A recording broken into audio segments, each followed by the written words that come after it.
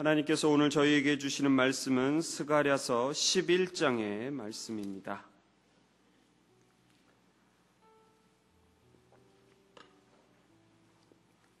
스가랴서 11장 전체 같이 다 찾으신 줄로 알고 저와 여러분들이 교독하도록 하겠습니다. 레바논아, 내 문을 열고 불이 내 백향목을 사르게 하라.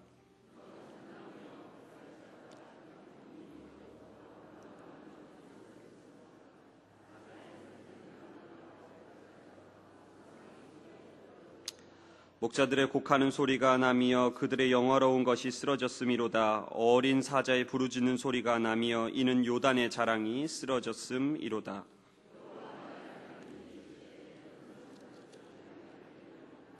사들인 자들은 그들을 잡아도 죄가 없다 하고 판자들은 말하기를 내가 부요하게 되었은즉 여호와께 찬송하리라 하고 그들의 목자들은 그들을 불쌍히 여기지 아니하는도다.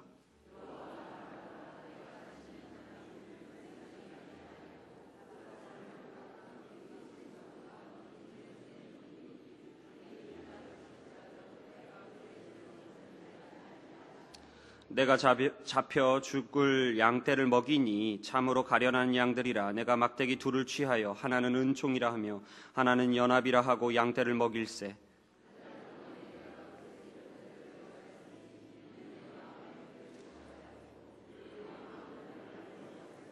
내가 이르되 내가 너희를 먹이지 아니하리라. 죽는 자는 죽는 대로 망하는 자는 망하는 대로 너희 나머지는 서로 살을 먹는 대로 두리라 하고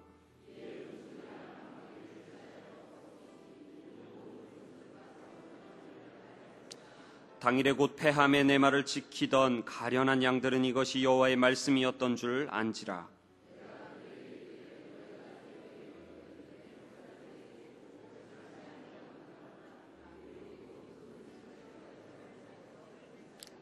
여호와께서 내게 이르시되 그들이 나를 헤아린 바 그 삭슬 토기장이에게 던지라 하시기로 내가 곧 그 은 30개를 여호와의 전에서 토기장이에게 던지고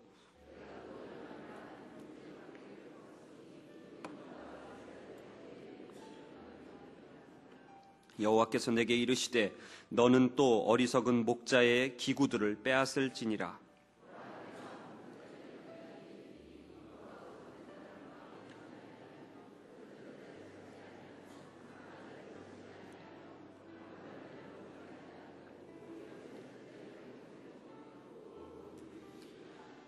우리 마지막 말씀 같이 읽도록 하겠습니다. 화 있을진저 양떼를 버린 못된 목자의 칼이 그의 팔과 그의 팔이 아주 마르고 그의 오른쪽 눈이 아주 멀어 버릴 것이니라 하시니라. 아멘.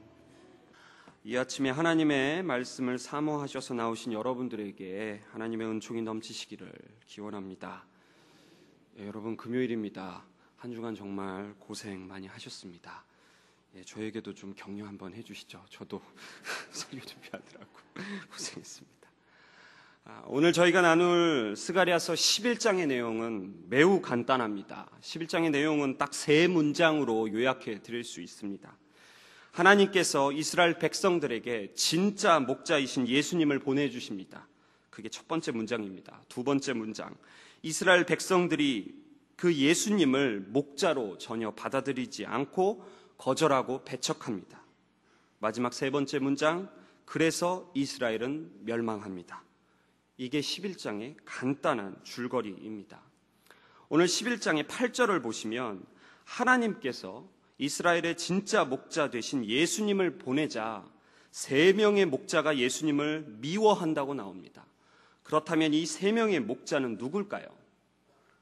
이스라엘의 백성을 대표하는 지도층 3계급을 말합니다.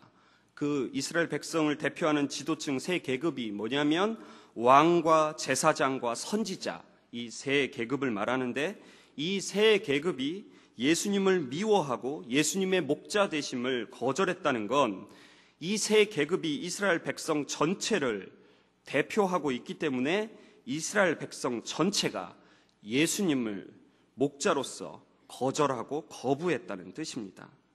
그런데 여러분, 이스라엘 백성들 겁도 없이 목자 되신 예수님을 거절해도 될까요? 만약에 이들이 예수님을 이렇게 거절하게 된다면 어떤 일이 벌어지게 될까요? 여러분 4절의 말씀을 보시면 성경은 오늘 이스라엘 백성들을 뭐라고 표현하냐면 그냥 양떼라고 표현하지 않고 잡혀 죽을 양떼라고 표현합니다. 이게 왜 이런 표현이 나오냐면 양은 날카로운 뿔이나 날카로운 이빨, 날카로운 발톱 같은 공격 무기도 전혀 없고 빠른 발이나 뛰어난 시각 같은 수비 도구도 전혀 없는, 그래서 목자의 보호가 없으면 맹수에게 100% 잡아먹히게 되는 가장 약한 동물인데, 그런 잡혀 죽을 양떼들이 겁도 없이 목자 되신 예수님을 지금 거부하겠다는 말입니다.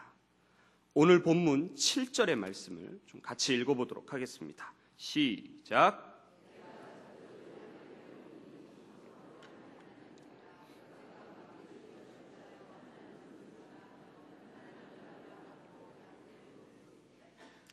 예수님은 지금 그냥 양떼도 아니고 잡혀 죽을 양떼 이스라엘을 두 가지의 지팡이로 보호하시는데, 첫 번째 지팡이는 은총의 막대기고 두 번째 지팡이는 연합의 막대기입니다. 첫 번째 은총의 막대기는 뭘 상징하냐면 로마나 바벨론이나 페르시아와 같은 이방 강대국으로부터 이스라엘을 지켜주시는 하나님의 보호하심을 상징합니다.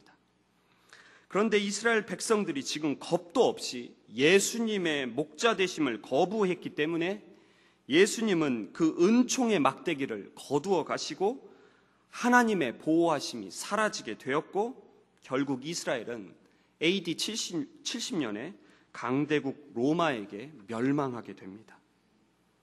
그러면 두 번째 막대기인 연합의 막대기를 좀 주목해 보겠습니다. 예수님의 목자 되심을 거부하면 하나님은 은총의 막대기도 거두어 가시지만 연합의 막대기도 거두어 가십니다. 그럼 연합의 막대기를 거두어 가시면 어떤 일이 벌어지느냐? 14절을 보시면 남유다와 북이스라엘의 관계가 깨어지고 분열됩니다. 저는 오늘 이 두 막대기 중에 이 연합의 막대기에 조금 더 집중해서 말씀을 좀 풀어내고 싶습니다. 예수님의 인도를 거부하고 그분의 목자 되심을 거부하면 결국 하나님은 자신의 연합의 막대기를 거두어 가시고 공동체가 분열하게 된다. 이게 오늘 스가랴서의 말씀입니다. 이 대표적인 예가 구약에 나옵니다. 구약 창세기 13장에 가보면 아브라함과 롯이 이별하는데 바로 이 스가랴서에서 말하는 연합의 막대기가 사라지는 사건입니다. 한 목사님께서 이 아브라함과 롯의 이별하는 사건을 새로운 각도로 해석하는 제가 글을 보았습니다. 네가 좌하면 나는 우하겠고 네가 우하면 나는 좌하겠다는 아브라함의 고백, 참 근사하게 들리는 말입니다. 조카에게 우선권을 주어서 그가 차지하고서 남은 땅은 아브라함인 내가 가지겠다는 얘기 아닙니까? 결국 롯은 좀 더 기름져 보이는 요르단 분지를 차지하기로 하여 그리로 옮겨갔고 아브라함은 가나안에 남았습니다. 그런데 그렇게 해서 문제가 모두 해결되고 두 집안이 행복하고 잘 살았다면 얼마나 좋겠습니까? 하지만 결과가 그렇지 못했습니다. 롯은 기름진 땅의 여러 도시를 두루 거쳐 마침내 소돔에 정착했고, 소돔이 고모라와 함께 멸망할 때 가까스로 몸만 빠져나와 아내는 죽고 살아남은 두 딸과 어느 이름 모를 동굴에서 구차스레 목숨을 이어가는 처량한 신세가 되고 말지요. 무엇이 그를 그런 지경으로 몰았던 것일까요? 혹시 기름져 보이는 땅을 아브라함에게 양보하고 자기가 나머지 땅을 가졌더라면 결과가 어찌 되었을지는 모를 일이나, 그러면 아마도 롯 대신 아브라함이 소돔에서 패가 망신할 가능성을 피할 길이 없습니다. 게다가 네가 좌하면 나는 우하고 네가 우하면 나는 좌하겠다는 말이 언뜻 보면 양보의 미덕을 두루 갖춘 꽤 근사한 말로 보이지만 자세히 들여다보면 윗사람으로서 아랫사람에게 할 말은 아닙니다. 네가 어느 쪽을 택하든지 그로써 생기는 결과에 대한 책임은 모두 너에게 있다는 말이니까요. 그러면 아브라함은 어떻게 해야 했을까요? 성경은 즉답을 피하고 그 대신 이런 방식의 해결책은 결코 바람직한 것이 못 되었다고 말없이 우리에게 말하고 있습니다. 이제 우리는 그 말없는 말에 귀 기울여 아브라함의 잘못을 되풀이하지 말라는 성경의 메시지를 알아들을 때가 되었습니다. 아브라함은 한정된 수량으로도 사이좋게 살 수 있도록, 롯과 사이좋게 살 수 있도록 가축의 수를 줄일 생각은 전혀 하지 못했습니다. 즉, 자기 가축의 수를 줄이고 자기 재산을 조금이라도 포기했다면 롯과 다투지 않고 얼마든지 사이좋게 같이 살 수 있었다는 지극히 단순한 진실을 몰랐던 것입니다. 자기 것을 내려놓지 않고 포기하지 않으면 하나됨은 요원합니다. 오직 분열만이 있을 뿐입니다.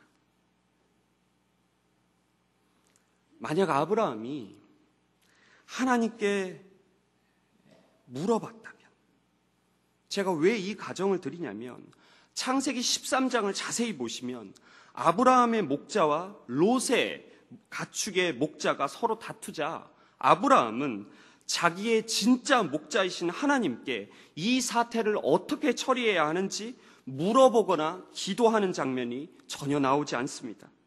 만약 아브라함이 하나님께 물어봤다면 하나님께서 롯이 가고 싶은 곳으로 가도록 네가 양보해라 이렇게 말씀하셨을까요? 아니지요. 분명히 하나님께서는 아브라함아, 절대로 안 된다.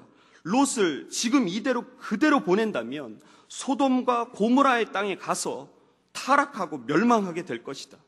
네 가축을 포기해서라도 너는 어떻게 해서라도 롯과 같이 살도록 해야 한다. 분명히 주님께서는 그렇게 말씀하셨을 겁니다.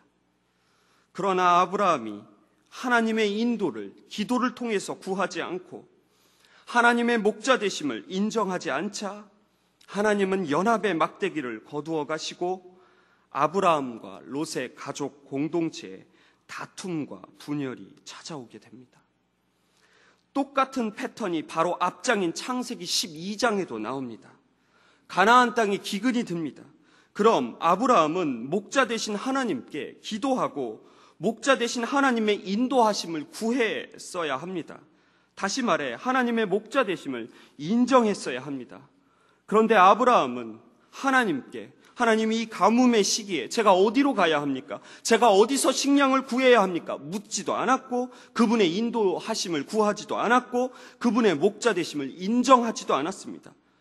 그냥 자기가 상황을 보고 자기가 하고 싶은 대로 자기 생각대로 애굽에 자기 마음대로 갔고 결국 거기서 자기 아내를 누이로 속여서 바로의 첩으로 빼앗기고 맙니다.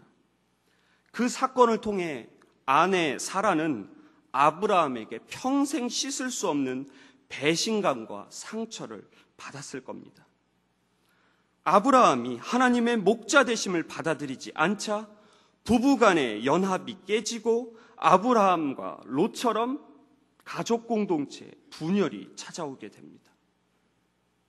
다시 정리해서 말씀드리면 하나님의 목자 되심, 하나님의 인도하심을 우리가 거부하게 되면 하나님께서는 연합의 막대기를 걷어가시고 내가 속한 공동체에 분열이 찾아오게 됩니다. 그래서 하나님께서는 에베소서 4장 말씀에서 다음과 같이 말씀하십니다. 평안에 매는 줄로 성령이 하나 되게 하신 것을 힘써 지키라. 성령이 하나 되게 하신 것, 무엇을 상징할까요? 하나님의 연합의 막대기를 힘써 지키라고 주님이 지금 명령하시는 겁니다. 제가 최근에 신영복 선생님의 글을 읽다가 참 가슴 따뜻해지는 글 한 구절 만나게 되었습니다. 그 글 한 편 제가 읽어드리고 오늘 설교를 마무리 짓고자 합니다. 글은 이렇게 시작됩니다. 토끼와 거북이가 경주를 했습니다. 걸음이 빠른 토끼는 느림보 거북이를 앞섰습니다. 앞선 토끼는 거북이를 얕잡아 보고 도중에 풀밭에 누워 잠을 잤습니다. 그러다가 그만 잠들고 말았습니다. 거북이를 얕보고 잠을 잔 토끼도 나쁘지만 잠든 토끼 앞을 살그머니 지나가서 이겨버린 거북이도 나쁩니다. 토끼야, 일어나. 함께 가는 친구가 되자. 손 내미는 거북이가 아쉬운 요즘입니다. 깨어진 가정에, 분열된 교회 공동체에 화해의 손을 먼저 내밀어 하나님의 연합의 지팡이를 지켜낼 하나님의 거북이를 하나님은 찾고 계십니다. 전 세계 유일의 분단 국가인 남과 북으로 갈라져 지금도 총과 칼을 겨누고 분열하고 있는 이 한반도 땅에 화해의 손을 내밀어 하나님의 연합의 지팡이를 지켜낼 당신의 거북이를 하나님은 찾고 계십니다. 하나님은 에스겔 36장 16절에서 17절에 분명히 예언하셨습니다. 남유다라고 쓰여진 지팡이와 에브라임이라고 쓰여진 두 막대기가 하나님 손에서 결국 하나가 될 것이다. 분열된 두 나라가 하나님의 손에서 하나 될 것이다. 하나님의 연합의 지팡이를 지켜낼 누군가가 있을 것이다. 하나님 분명히 말씀하십니다. 하나님은 지금 이 순간에도 이 예언을 다시 회복시킬 하나님의 거북이 찾고 계십니다. 바로 우리가 그 하나님의 거북이가 된다면 하나님께서는 저희를 바라보시며 얼마나 기뻐하시겠습니까? 이제 말씀을 정리하도록 하겠습니다. 사랑하는 여러분, 예수님의 목자 되심, 예수님의 인도하심을 철저히 인정하십시오. 이스라엘 백성들처럼 예수님의 목자 되심을 거부하면 하나님의 은총의 막대기, 하나님의 보호하심을 경험할 수 없습니다. 또한 하나님의 연합의 막대기도 경험할 수 없습니다. 여러분이 속한 공동체의 분열을 경험할 뿐입니다. 오히려 여러분, 이 사순절 기간을 살고 계신 여러분들께서 하나님의 목자 되심을 온전히 인정하고 하나님의 주 되심을 인정하여 하나님의 하늘의 거북이로서 화해의 손길을 내미시는 여러분들의 삶이 되시기를 예수 그리스도의 이름으로 축원드립니다.